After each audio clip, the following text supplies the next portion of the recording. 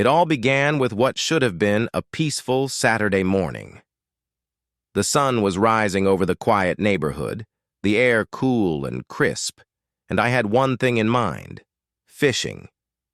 There was a small lake tucked behind the houses, a shimmering body of water that had become my sanctuary. It wasn't just about the fish. It was about the calm it brought me. The lake was a place where the noise of the world melted away, replaced by the gentle ripple of water and the song of birds echoing across the surface. For years, I had come down to those banks, casting my line with nothing more than a lawn chair, a cooler, and the hope of catching a little peace. But the peace was shattered the moment I received the letter from the HOA. It was a thick envelope, stamped with their official logo, and inside was a notice that felt like a slap in the face. They claimed I was in violation of community rules by fishing in the lake, an activity they deemed unauthorized. Attached was a fine, $500 for doing nothing more than enjoying the lake that had been there long before. The houses, the fences, and certainly long before the HOA. At first I laughed. Surely this was a mistake, some clerical error. But the more I read, the more I realized it was intentional. The board had passed a new set of environmental guidelines that conveniently prohibited fishing, boating, or any recreational use of the lake unless specifically approved by them. Of course, approval came with a fee, an annual permit that cost hundreds of dollars. It was a racket, plain and simple. I wasn't the only one targeted. Neighbors whispered about receiving fines for walking their dogs near the lake, for setting up folding chairs on its shore, even for their kids skipping stones across the water. The HOA had decided the lake was their domain, and they were going to squeeze every penny they could out of it. Still, I refused to pay the fine. It wasn't about the money. It was about the principle. I had fished that lake for years, and no self-important board was going to tell me otherwise. But the HOA doesn't take defiance lightly. A week later, I received another notice. This, time-threatening legal action if I didn't comply. They even hinted at placing a lien on my home. It was intimidation, nothing more, but it worked on plenty of others. Many of my neighbors quietly paid the fines, grumbling but unwilling to fight. That's how HOAs thrive, on fear and submission. But I'm not built that way. Instead of giving in, I started digging. I pulled public records, county deeds, anything I could find about the ownership of the lake. To my surprise, the land records revealed something shocking. The HOA didn't actually own the lake. The community had been built around it, yes, and they had exclusive use rights on paper, but the title itself belonged to a private owner, a family who had held the property for decades. The HOA had been acting like landlords of the lake, but in reality they were just tenants with inflated egos. That discovery lit a fire inside me. If the HOA didn't own the lake, who did? And more importantly, could I? I tracked down the heirs of the family who held the title. They had long since moved out of state, and from what I gathered, the lake had become more of a burden than an asset. The taxes, the maintenance, the liability, it was something they wanted nothing to do with anymore. To them, it was just a headache. To me, it was an opportunity. What began as a ridiculous $500 fine suddenly became a vision. If I could buy the lake, not only would I free myself from the HOA's tyranny, but I would hold power they could never take away. The thought was intoxicating. For once, the tables would be turned. I made the call. The family was more than willing to talk, and within weeks, negotiations began. The price was steep, but nowhere near the value the HOA imagined it had. They had overlooked the lake, assuming their use rights made ownership irrelevant. They were too focused on fines and fees to notice that the very ground under their empire was up for grabs, and I was ready to seize it. Meanwhile, the HOA escalated their campaign against me. They sent violation notices almost weekly. My grass was suddenly too long. My mailbox was non-compliant. A flower bed on the side of my house was deemed unsightly. They were throwing everything they could at me, desperate to break my will. But with every petty letter, my resolve only grew stronger. Finally, the deal closed. The papers were signed, the deed transferred, and just like that, the lake, the very centerpiece of the neighborhood, the sparkling jewel the HOA loved to flaunt in brochures, belonged to me. The moment was surreal. One day I was just a frustrated resident being bullied by a board. The next, I was the legal owner of the body of water they had built their identity around. When the HOA discovered the truth, chaos erupted. Their emails, flooded inboxes, board members scrambled for emergency meetings, and rumors spread like wildfire. They tried to downplay it at first, insisting nothing had changed. But when I posted the official deed on the community bulletin board for everyone to see, their facade crumbled. For the first time, the balance of power had shifted. I was no longer the man being fined for fishing. I was the man who owned the lake. And as I stood on the shore, watching the sun glitter across the water, I realized the fight had only just begun. The HOA wouldn't take this lying down. They would scheme, they would retaliate, and they would try to undermine me at every turn. But now I had something they couldn't control, and soon enough they would learn what happens when you push someone too far. The shock waves hit the neighborhood like an earthquake the moment I revealed that I now owned the lake. Word spread faster than wildfire, whispered across fences, posted on community message boards, shouted from front porches. The very thing the HOA had used as its crown jewel, the shimmering lake they bragged about in glossy brochures, the centerpiece of every sales pitch to new homeowners, was no longer theirs to control. It was mine. For the first few days, the HOA board was silent. They didn't acknowledge the deed, didn't respond to questions, didn't make any statements. But silence wasn't their nature. They were regrouping, planning, figuring out how to strike back. I knew it was only a matter of time, and when their response came, it was explosive. Every homeowner in the community received an official letter from the board, stamped in bold at the top. Unauthorized claim of ownership. In it, the HOA accused me of fraud, insisting that my purchase of the lake was invalid. They claimed the HOA held perpetual rights over the water and that my so-called deed was meaningless. To drive the point home, they slapped me with yet another fine, this time for posting false and misleading information on the community bulletin board. The absurdity of it all almost made me laugh. They fined me for telling the truth. But beneath the arrogance of their letter, I could sense panic. They were rattled. Their monopoly of power had been threatened, and they were scrambling to maintain control. The neighborhood, however, wasn't so easily convinced.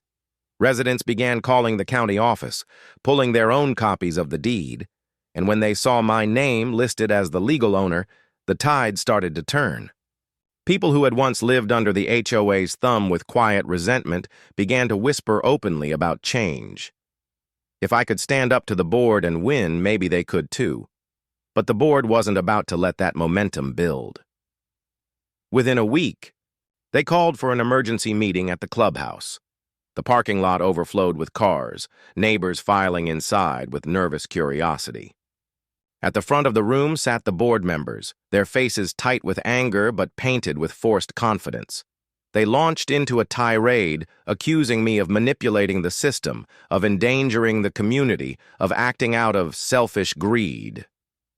They painted a picture of me as a villain who had stolen their precious resource, claiming I planned to drain the lake, build fences around it, or sell access to the highest bidder. Their words dripped with venom, and for some in the room, it worked. Gasps and murmurs spread through the crowd as fear took root. But others weren't buying it. I could see the skepticism in their eyes, the way they whispered to each other, shaking their heads at the board's theatrics. For the first time, the HOA's iron grip on the narrative was slipping. When it was my turn to speak, I didn't raise my voice. I didn't need to. I simply reminded everyone of the truth. The HOA had fined me for fishing in a lake they didn't even own. They had bullied and threatened us for years, pretending to be landlords of something that wasn't theirs. Now the mask had slipped. Now everyone could see the reality. The room erupted into chaos.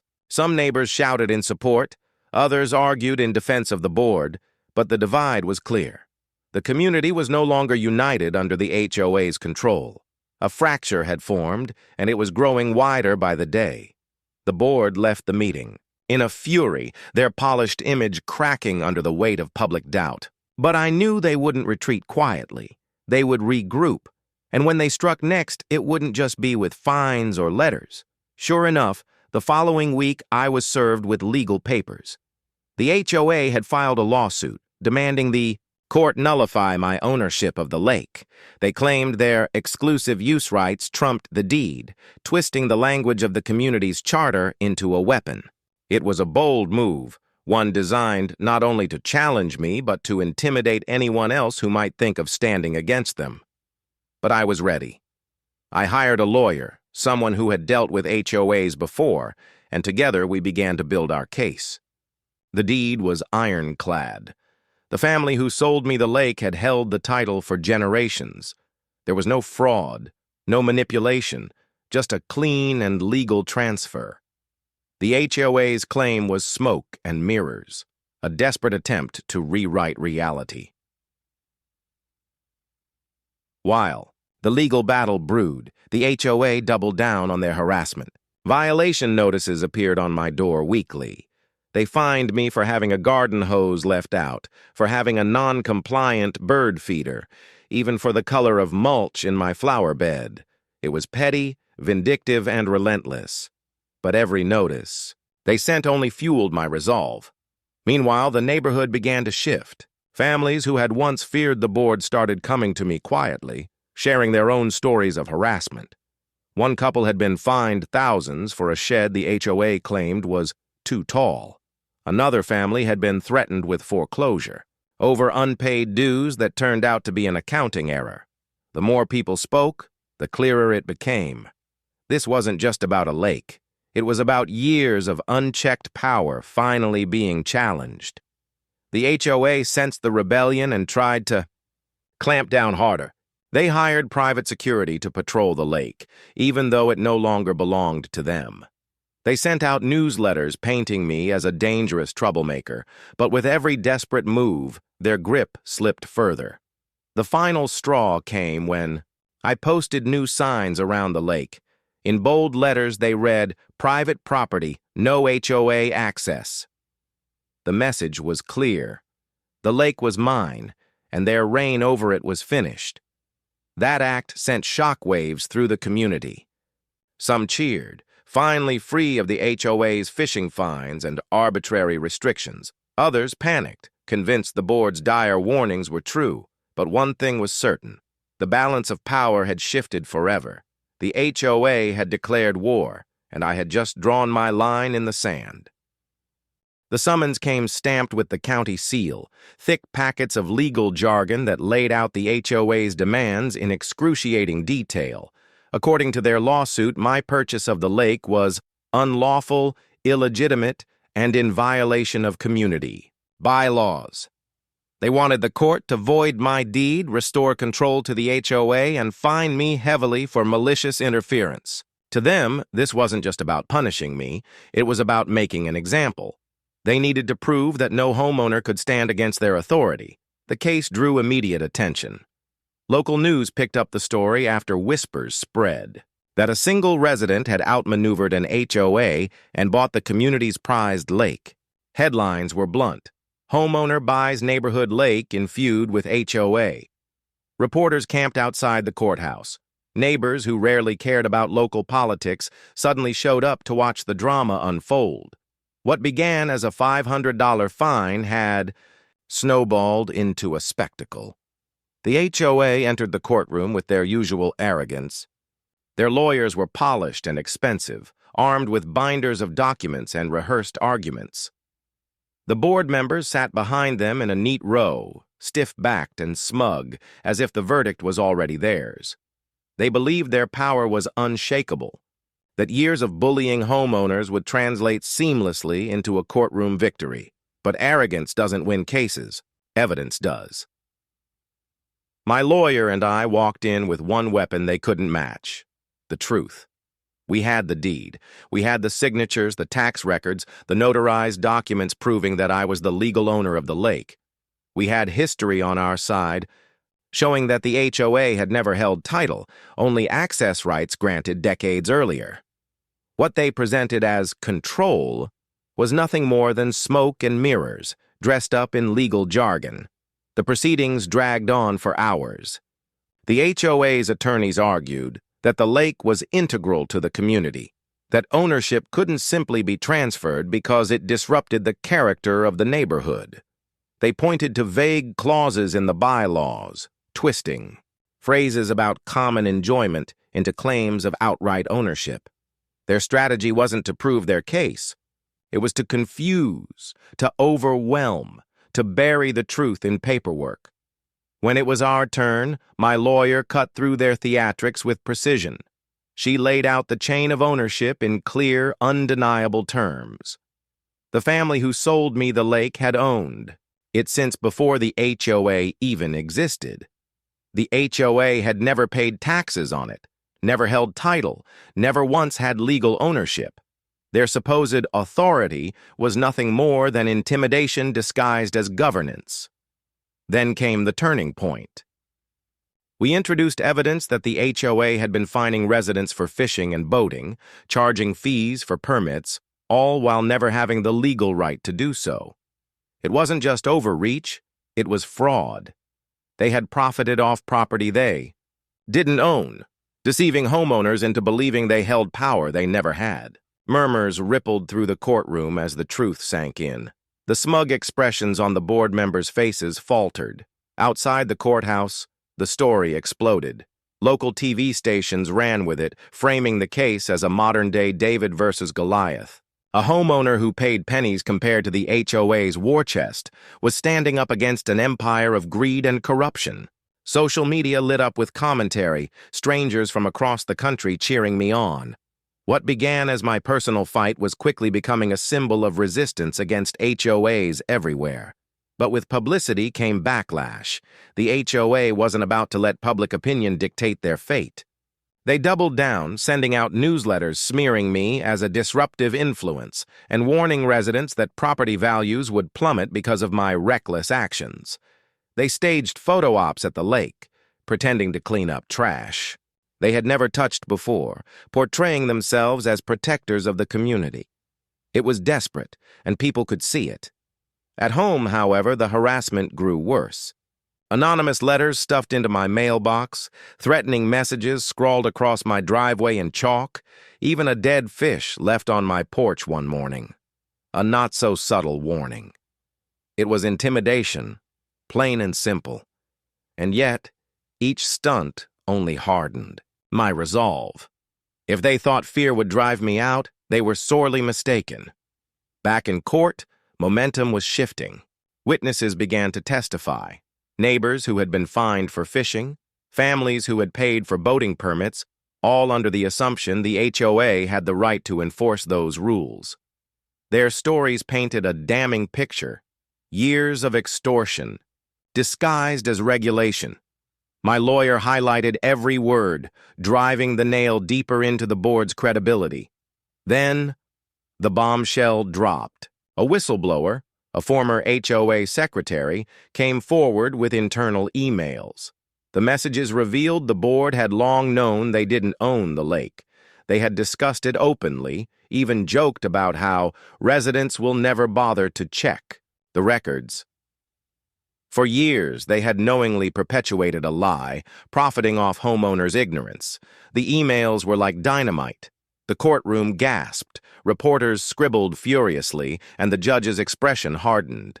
The HOA's house of cards was collapsing, and they knew it. By the end of the hearing, the judge issued a temporary ruling. The deed to the lake stood. The HOA's claim was invalid pending further review. For the first time, their authority was officially challenged in a court of law. The board left in a fury, their once unshakable confidence shattered. Walking out of the courthouse that day, I felt something shift. This wasn't just about my right to fish anymore. This was about exposing a corrupt system that had preyed on homeowners for years. And as I stood on the courthouse steps, reporters crowding around me, microphones shoved in my face, I realized the fight was no longer mine alone. It had become a movement. The HOA had declared war. But now the battlefield wasn't just the neighborhood. It was the courtroom, the press, and the court of public opinion. And for the first time, it felt like the tide was turning. But battles are never won overnight. And the HOA wasn't done fighting. The courtroom had dealt the HOA its first real defeat, but the aftermath was far more devastating than they had anticipated. Once the judge declared the deed valid pending final review, the aura of invincibility the board had carefully cultivated for years began to fracture. Their power had always rested on one thing: fear. And now that fear was slipping away. For years, neighbors had paid fines without question, followed ridiculous rules without complaint, and swallowed every insult because they believed they had no choice. But after the hearings, whispers started, turning into open defiance. Homeowners began to push back against violation notices, demanding proof of authority, filing appeals instead of paying blindly. What had once been a culture of submission was shifting into rebellion. The HOA board could sense it. Their newsletters, once filled with casual arrogance and lofty proclamations, now dripped with desperation. They warned of anarchy in the neighborhood if residents continued siding with me. They painted visions of collapsing property values, untamed lawns, and dangerous outsiders flocking to our community if the HOA lost its grip. The scare tactics were transparent, and for many they rang hollow. But not everyone was ready to let go of the board's control. A small faction of loyalists, led by some of the loudest voices in the community, began organizing their own campaign against me. They saw me as the villain, the man who had stolen their lake and brought shame to the neighborhood. They planted yard signs that read, "Save our community, stop the lake thief." Their meetings mirrored the board's talking points, word for word, parroting the same warnings about disaster if the HOA crumbled. The division ran deep. On one side were those who had endured years of bullying and saw me as a beacon of resistance. On the other were those who clung to the illusion of order, even if it meant continuing under the board's oppressive thumb. The neighborhood was at war with itself, and the lake, shimmering under the sun as though mocking the chaos, was the battlefield. Behind the scenes, the HOA's problems multiplied. Legal fees drained their budget at a terrifying pace. For the first time in years, their financial statements, usually hidden behind jargon and closed-door meetings, were being scrutinized. Homeowners demanded transparency, asking where their dues were really going. When the truth leaked that nearly half of the HOA's reserves had been funneled into the lawsuit against me, outrage erupted. One resident, a retired accountant, published his own breakdown of the HOA's finances. It spread like wildfire through email chains and community forums. The numbers were damning. Thousands of dollars had been wasted on petty legal maneuvers, glossy propaganda flyers, and even catered board meetings. Families struggling to pay rising dues saw the truth. Their money was funding the board's obsession with crushing me. The fallout was immediate. Several homeowners stopped paying dues altogether, staging their own form of protest. Others demanded a recall election to replace the board members. The HOA fought back, threatening liens and foreclosures, but the threats no longer carried the same weight. For every letter they sent, 2 more residents joined the rebellion. Meanwhile, I maintained my focus on the lake. With the deed secure, I invested in cleaning it up, hiring professionals to remove years of neglected debris, restoring the shoreline, and even stocking it with fish. The transformation was dramatic.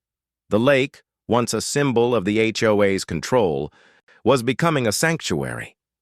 Families came to me quietly, asking permission to use it, and I welcomed them, on my terms, not the board's.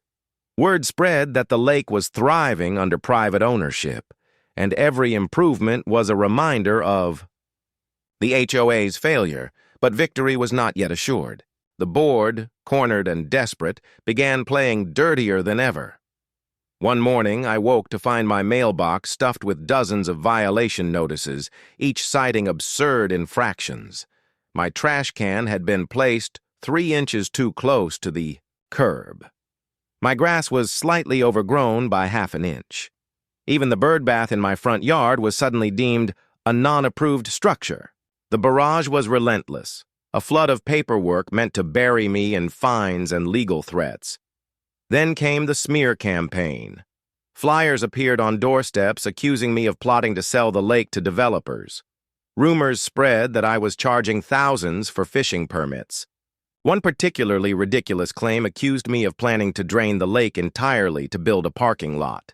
It was laughable, but the constant drumbeat of lies wore on me, and yet each move the HOA made backfired spectacularly. The more they attacked, the more the community saw them for what they were, desperate tyrants clinging to power. Homeowners who had once stayed silent began speaking out in public meetings, challenging the board, demanding answers. What was once unthinkable, questioning the HOA openly, became a movement. The turning point came at the next General Assembly. The clubhouse, usually half empty, was packed to the brim. Residents stood shoulder to shoulder, anger buzzing through the air. When the board tried to present their usual quarterly updates, they were drowned out by demands for accountability. People shouted about the wasted dues, the harassment, the fraudulent fishing permits. The board tried to maintain order, but their gavel bangs were lost in the uproar. Finally, one homeowner stood up and shouted what everyone else was thinking. "You don't own the lake. You never did, and you wasted our money trying to cover it up." The room erupted. The board members, once untouchable, were booed out of their own meeting. They left with their heads down, the walls of their authority crumbling around them. But cornered enemies are the most dangerous, and the board, humiliated and desperate, wasn't about to surrender quietly. The very next day, I received a notice, taped to my door. The HOA had called for a special emergency vote to seize the lake through eminent domain, claiming it was essential to the community's character. It was a wild, legally questionable maneuver, but it revealed their next move. If they couldn't beat me in court, they would try to rewrite the rules altogether. The battle was far from over, and as the sun set over the lake that evening, its golden reflection dancing on the water, I knew the storm was only just beginning. The notice taped to my door was short, but the implications were massive. An emergency vote, they called it, a special session where the homeowners would decide whether the HOA should seize the lake for the good of the community. It was their most brazen move yet. They were invoking eminent domain, a legal power usually reserved for governments, not homeowners' associations. But that didn't stop them. They framed it as a democratic decision. If enough neighbors voted yes, the HOA would reclaim the lake. The irony was staggering. They had never owned the lake to begin with, and now they wanted to take it by force. The announcement sent the neighborhood into chaos. Flyers appeared overnight, stapled to bulletin boards and taped to street lamps. "Save our lake!" They accused me of holding the community hostage, of destroying property values, of turning neighbor against neighbor. At the same time, supporters of mine began distributing their own messages. The HOA lied. The lake was never theirs. Yard signs popped up, dividing the streets into 2 camps. It wasn't just a property dispute anymore. It was civil war. The day of the vote arrived with tension so thick it felt like the whole neighborhood was holding its breath. The clubhouse parking lot was jammed, cars spilling out onto the main road. Residents lined up outside the doors, clutching ballots, whispering anxiously. Reporters had even shown up, cameras rolling, eager to capture the showdown. Inside, the board sat at the front, looking stern but jittery. Their leader, a woman named Carol, the kind of HOA president who wore her title like a crown, called the meeting to order. She launched into a speech about unity, about protecting the community's legacy, painting me once again as the villain. She spoke with polished confidence, but her eyes betrayed her fear. She knew this was their last chance. When it was my turn to address the crowd, I kept it simple. I held up a copy of the deed. My name, the signatures, the notarization, the tax, records. This isn't about saving the community, I said. It's about covering up years of lies. They fined you for fishing in a lake they didn't own. They charged you for permits that were worthless. And now, they want you to fix their mistake by giving them what was never theirs to begin with. The room erupted into shouts. Some cheered, some jeered, but the energy was electric. For the first time, it wasn't the board controlling the conversation. It was the homeowners themselves. Then came the vote. Ballots were distributed, filled out, and collected in tense silence. The board huddled at the front, counting them like gamblers clinging to their last chips. Minutes felt like hours. Finally, Carol rose, her voice sharp as she announced the results. By a majority vote, the motion passes. Gasps rippled through the crowd. According to the board, the community had voted to seize the lake. My heart sank, but only for a moment. Because even in their victory, something didn't feel right. The numbers didn't add up. Too many ballots had been cast, more than there were homeowners in the community, and the count was announced far too quickly for the stack of papers they claimed to have tallied. The vote was rigged. Almost immediately, homeowners began demanding answers. I didn't see my ballot collected. Why were we given pencils instead of pens? Why weren't we allowed to watch the count? The board waved off the questions, insisting everything was legitimate. But the seeds of doubt had been planted. That night, photos began circulating online. Blurry shots of board members stuffing ballots into boxes when they thought no one was watching. Emails leaked, revealing the vote had been pre-planned to guarantee the outcome. The HOA had staged the entire thing, not to reflect the will of the community, but to fabricate justification for their power grab. The backlash was immediate and fierce. The very homeowners who had supported the board felt betrayed. Even those who despised me were outraged by the dishonesty. For years, people had suspected the board was corrupt. Now they had proof, but corruption rarely goes down quietly. The next morning, I woke to find a new sign hammered into the ground at the lake's entrance. Property of the HOA. Trespassers will be prosecuted. They had acted as though the fraudulent vote gave them ownership overnight. They stationed private security guards by the shoreline, men in reflective vests who barked at families trying to walk near the water. It was theater, but dangerous theater. They were trying to intimidate me into giving up. Instead, I called my lawyer.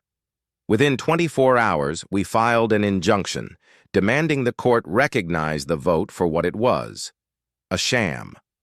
We presented evidence of ballot stuffing, leaked emails, and even video footage from a neighbor's doorbell camera showing board members sneaking stacks of papers into the clubhouse late at night. The judge didn't need convincing.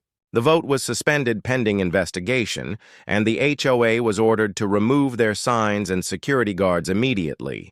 Their attempt at seizing the lake had blown up in their faces. But while the legal battle played out, something else was happening. The neighborhood was reaching its breaking point.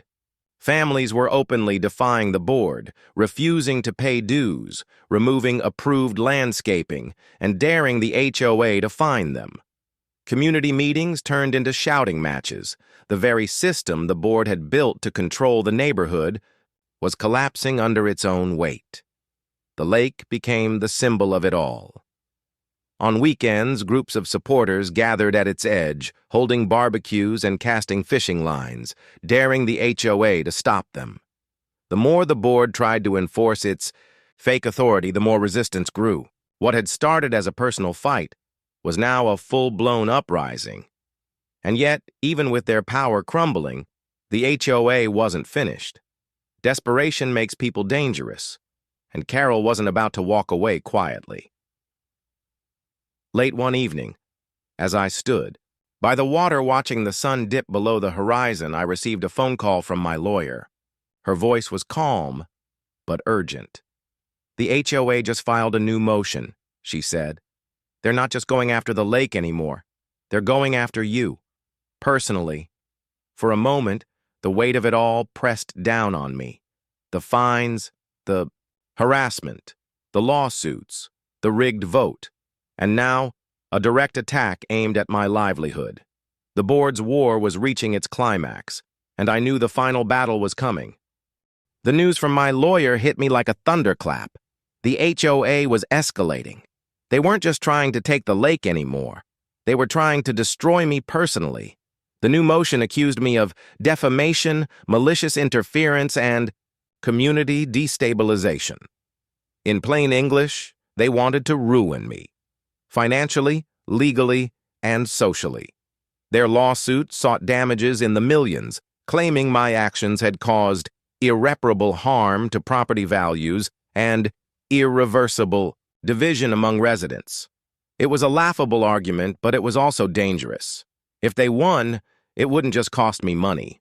It could cost me everything. But what the HOA didn't realize was that their obsession with destroying me had blinded them to their own unraveling. The courtroom was packed when the case began. Reporters filled the back rows, neighbors crammed into benches, the air heavy with anticipation. This wasn't just about me anymore. This was about whether an HOA could lie, cheat, and bully its way into controlling lives, or whether someone could finally hold them accountable. The HOA's lawyers came out swinging, presenting glossy charts showing declining property values and blaming me for every lost home sale, every unsightly lawn, every dispute in the neighborhood. They painted me as a reckless agitator who had single-handedly torn apart the community. Their star witness was Carol, the HOA president herself, who delivered a tearful monologue about how I had destroyed years of harmony. But under cross-examination, the cracks began to show. My lawyer pressed her on the fishing fines, the fraudulent permits, the ballot stuffing. Each time, Carol dodged, stumbled, or outright contradicted herself. When asked about the whistleblower emails where she admitted the HOA never owned the lake, she grew flustered. "Taken out of context," she snapped, her voice rising. The audience wasn't buying it. Murmurs of disbelief rippled through the courtroom. The board's carefully curated image of control was collapsing in real time. Then came our turn. My lawyer presented the evidence in devastating clarity. The deed with my name on it, the tax records showing decades of non-ownership by the HOA, the whistleblower emails, the ballot stuffing photos, the financial breakdown exposing how much of the residents' dues had been wasted on their vendetta. Piece by piece, the mountain of lies the HOA had built crumbled to dust. The final blow came when several residents took the stand. One after another, they testified about years of harassment, fines for mailbox colors, threats of foreclosure over clerical errors, intimidation at meetings. Their voices shook with anger and relief, finally unburdened. By the time the last neighbor finished, the room was dead silent. The truth was undeniable. When the judge delivered the verdict, it wasn't just a ruling. It was a reckoning. The HOA's lawsuit was dismissed with prejudice. Their claims were baseless, their conduct malicious. Not only was my ownership of the lake reaffirmed, but the judge also ordered the HOA to pay my legal fees, a staggering sum that gutted their already dwindling reserves. To make matters worse for them, the ruling cited their fraudulent actions, opening the door for residents to file their own lawsuits. It was over. The HOA had lost. The aftermath was swift and brutal. Within weeks, The board resigned in disgrace. Carol disappeared from the neighborhood entirely, her house sold under suspicious circumstances. The HOA, crippled by debt and lawsuits, disbanded. For the first time in decades, the community was free from its grip. The neighborhood transformed, almost overnight. Gone were the endless violation notices, the petty fines, the fear of retaliation. Families painted their homes the colors they wanted, planted gardens without permission slips, and gathered by the lake without looking over their shoulders. The atmosphere shifted from suffocating control to genuine community. And the lake? The lake became a symbol. I kept my promise. The HOA was banned permanently from accessing it. Their signs, their rules, their fake authority, all gone. I posted new ones at every entrance. Private property, access by permission only, HOA forbidden. It was a statement not just to my neighborhood, but to every HOA across the country. Your power is not absolute. I allowed families who had supported me to fish, swim, and enjoy the lake freely. Kids splashed in the water, parents grilled by the shore, laughter replaced the silence that once hung over the community. The lake was alive again, not as a tool of control, but as a place of freedom. Reporters returned to cover the aftermath, broadcasting images of children catching their first fish, of neighbors smiling without fear. The story spread far and wide, inspiring homeowners across the country to challenge their own HOAs. Letters poured into my mailbox from strangers thanking me, telling me their stories, calling me a hero. But to me, it wasn't about being a hero. It was about justice. I hadn't asked for this fight. All I wanted was to fish in peace. But when the HOA came after me with fines, threats, and lies, they lit a fire they couldn't put out. They tried to crush me. But in the end, their greed and arrogance destroyed them. As I stood by the lake one quiet evening, the water reflecting the setting sun in shades of gold and crimson, I thought about everything that had happened. The battles, the lawsuits, the betrayals. And I realized something simple. Sometimes the smallest act of defiance, casting a fishing line into a lake, can spark a revolution. The HOA had fined me for fishing, so I bought the lake. And in the end, I didn't. Just banned them from it. I buried them with it.